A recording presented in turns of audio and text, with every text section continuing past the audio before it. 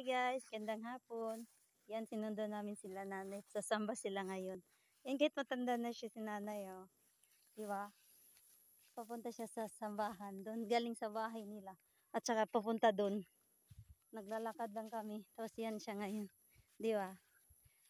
Ano siya, mga awit dati.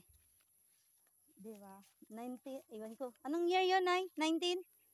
Anong year din? Mga awit ka? 19? 1916? Nalimutan mo yun. Oh, tapos ito yung lugar. Ito yung view dito. Gandang hapon. Kulimlim again. Yan. Ito yung buhay, ano. Di ba sobrang tahimik, guys? Peaceful. Walang marites. Di ba? Yan. Di ba amazing? Sinundo namin sila. Kaning umaga, nagsamba na pala kami. Tapos ngayon sila, ano na, ngayon sila sa samba. Yun sasakyan namin sa chariot, guys.